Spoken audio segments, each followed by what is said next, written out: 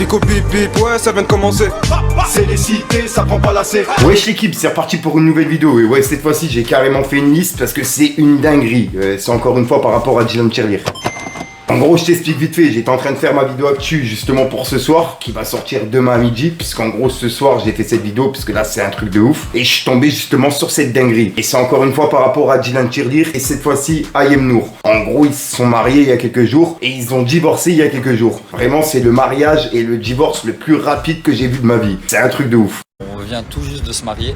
C'était important pour nous de partager le moment de mariage. Non, parce qu'il y a la vidéo montage et tout. Mais les gens, notre communauté, la Oumma et tout ça, ils préfèrent des vidéos comme ça en direct. On s'est marié il y a combien de temps exactement? 20 minutes? 10 minutes? 20 minutes. 20 minutes. Voilà, on s'est marié il y a 20 minutes. On fait cette vidéo ensemble 20 minutes après notre mariage. Nous sommes des jeunes mariés, alhamdoulilah. Je vous souhaite à tous de trouver votre moitié. Je vous souhaite à tous d'être heureux. Aujourd'hui, on a décidé de vous parler avec Ayem, tout simplement pour vous raconter un petit peu ce qui s'est passé entre elle et moi. On va aller droit au but. Alors, oui, on a été mariés. Waouh. Ah oui, moi, ouais, j'ai pas le temps. Alors oui, Ayem et moi avons été mariés. Faut savoir que même si on vient du même milieu, on se connaissait pas du tout. Et ouais, parce qu'en gros, je t'explique, là, je suis tombé sur un article qui parle de l'influenceur luxembourgeois Dylan Tirelire qui est converti justement à l'islam. Il s'est marié religieusement avec Ayem Nour le 22 février 2024. Et il a justement officialisé sa rupture sur TikTok le 25 mai 2024. En gros, il a fait une vidéo avec Ayem en disant comme quoi ils étaient séparés. Moi, je veux juste réagir, je sais pas si c'est vrai ou si c'est faux personnellement, voilà, c'est pas mes oignons. Moi, je voulais juste réagir sur le fait qu'il joue sur la religion et pas que sur la religion musulmane. Tu vois, ils auraient pu le faire avec n'importe quelle religion, j'aurais réagi directement en vidéo parce que c'est un truc de ouf. On l'a vu avec Benjamin Ledic, et ouais, parce qu'on a été les premiers à crier sur Benjamin Ledic par rapport à ce qu'il a fait, etc. Tu vois, mais le Dylan Tirelire, personnellement, je trouve que c'est un petit peu le même niveau. Bon, il est pas en train de twerker avec une église, mais ce qu'il fait justement avec la religion musulmane, pour moi, personnellement, c'est inacceptable. Là, le fait justement de faire genre de se marier et de divorcer quelques jours après, en plus de ça avec Ayem Nour, et on sait très bien qui est Ayem Nour, tu vois, voilà quoi, c'est pas comme si elle sortait de nulle part. Bref,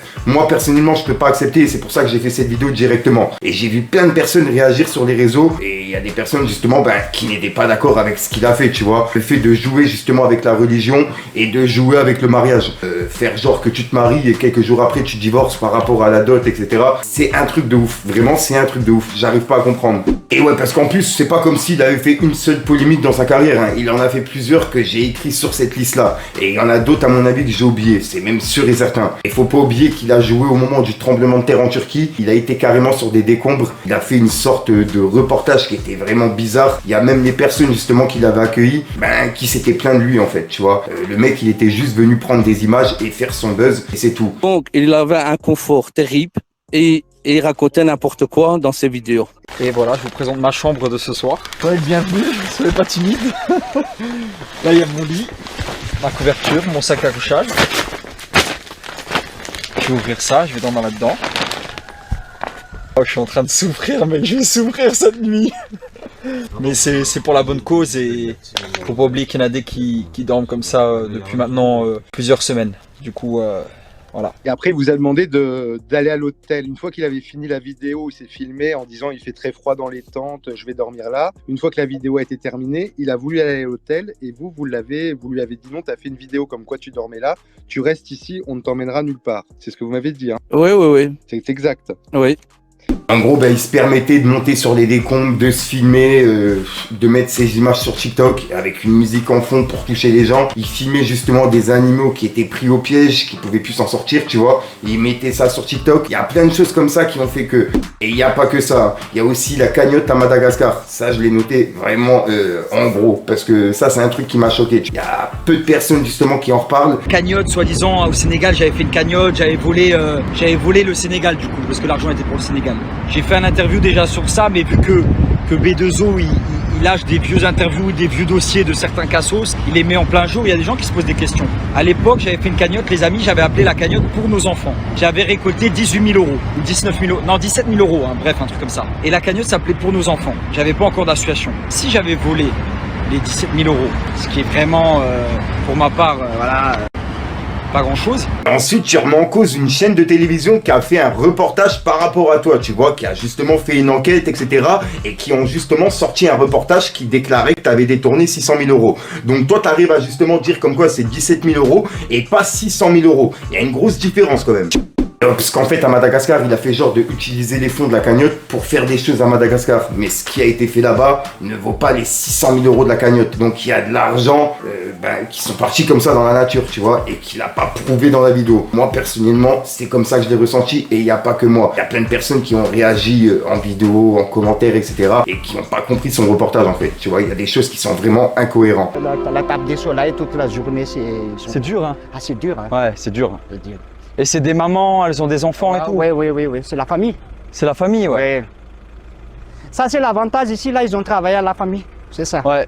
Ah ouais, ça c'est sombre. La suspicion de trafic d'enfants qui est ressortie par Booba. Puisque je rappelle que Booba, il a ressorti des messages vocaux de Dylan Cherry qui disait comme quoi, il était prêt à vendre un enfant à Jazz de la JSC Family. Et en gros, voilà quoi, il allait manger un billet en faisant passer un enfant de Madagascar en France ou à Dubaï. Un truc comme ça. C'est un truc de ouf. Il y a justement les messages vocaux qui sont ressortis par Booba, tu vois. C'est Jazz, elle m'avait écrit la dernière fois, et une fois à Dubaï aussi, je crois qu'elle m'avait écrit 2 fois. Une fois à Madagascar et une fois à Dubaï, si j'avais un contact pour adopter.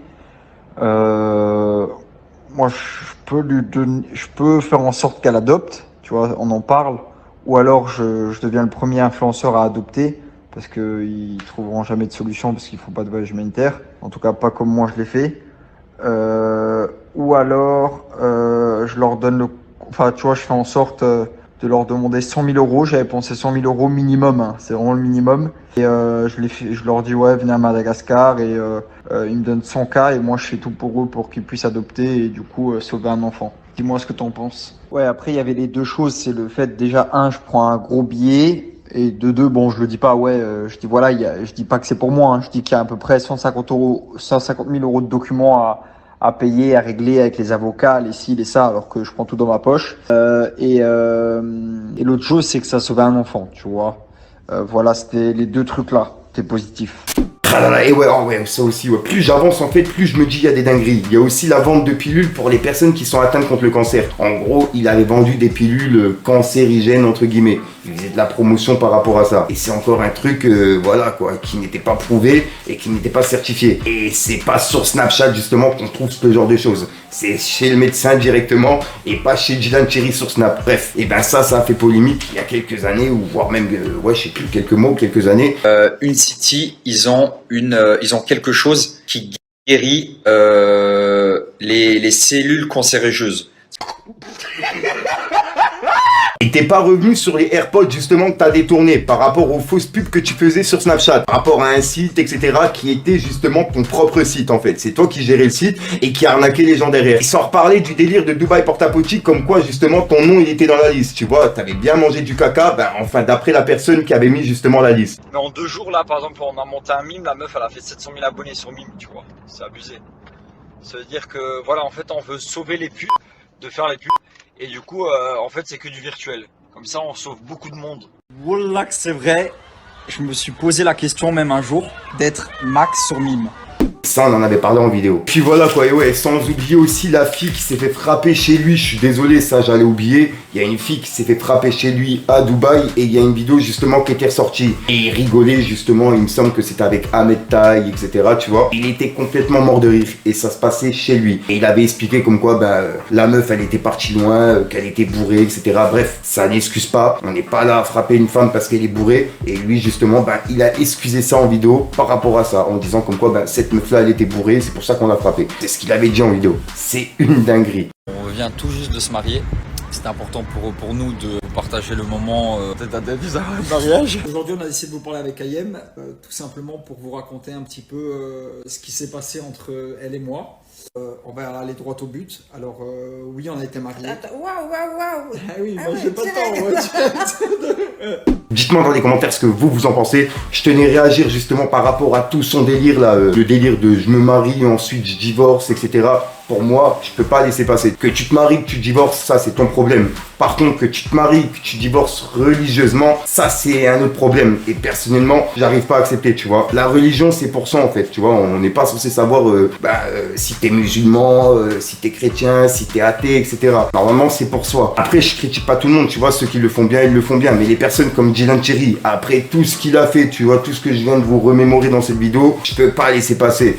Bref, j'ai été obligé de réagir directement en vidéo. Et je pense qu'il y a plein de personnes qui seront justement de mon avis. Enfin, je l'espère. Dites-moi dans les commentaires ce que vous en pensez. Et c'est pour ça que c'est fait pour ça. Puisqu'en plus de ça, les gens comme Djilan Thierry, Ayem Nour, les gens comme ça, croyez-moi, ils regardent les commentaires. Enfin bref, je te mens pas, je suis vraiment essoufflé, j'ai vraiment du mal à parler, je sais pas ce que j'ai en ce moment, je suis un petit peu malade, je sais pas si c'est le changement de temps, tu vois, avec la pluie, le soleil, c'est bordel. C'est pas comme l'année dernière, tu vois, avec la canicule, il faisait chaud tout l'été. Et là, on arrive en été, il fait encore un petit peu froid, il y a de la pluie, il y a du tonnerre, bref, en tout cas, chez moi à Metz, c'est comme ça que ça se passe. Bref, je te dis à sort pour une nouvelle prochaine vidéo et une nouvelle exclue. Et je compte vraiment sur vous pour avoir vos avis dans les commentaires. Et à mettre un petit pouce bleu pour soutenir le référencement. Et vraiment, merci à ceux qui le font l'équipe. Et j'attends vraiment vos commentaires. Parce que là, c'est vraiment une dinguerie encore une fois qu'il a fait. Bref, Djilan Thierry. Peace les gars. La mise elle est belle et bonne, mais vicieuse, touche la cala même pas. Le regard en dit non, le visage assombri par la genja. Vaut mieux s'en servir d'appui pour pas répéter les defs. Tous les jours on parle de diff, mais la diff nous a rendu bête. J'suis pas approché par Def Jam, j'cumule à peine 4000 j'aime. J'ai écrit comme un taré, tant pis, on dirait bien que c'est ça que j'aime. La plupart sont pas chauds car ils savent que Hitchel Zedem il est tabasse. Ça pue l'amnésia dans la vago, pourtant j'ai pas encore roulé mon gros camas. Viens récup la peu frassée, 10 pour faire rentrer c'est plaisant, mais bon y'en a pas assez. Et la plupart elles ont deux facettes, j'ai la recette. J'écrase qu'on pue comme mégots de cigarette, je leur fais des CKL, j'ai un lâcher d'augmenter le BPM. Sur le bitume j'ai ma paire de TN, j'attends que ça paye mais le succès répond toujours pas aux appels. Perso les marques de luxe, c'est pas trop mon truc. Un t-shirt à 800 E, je peux pas donner mon huc. Jamais de la vida, je dis que l'instru j'ai envie de me vider. Il me faut l'assassin, Slimane et Vita. Et là je suis sur Paname, ça enchaîne les délits. La tête coupée, normal qu'on embellit. Du quartier, faut que je me barre de là. Très peu de vrai, pense à toi quand tu vas mal. Faut s'accrocher, avoir le mental. J'ai cramé ton vice comme la banane au quartier. Et si tu mets des bananes ici, on va t'afficher, fils de...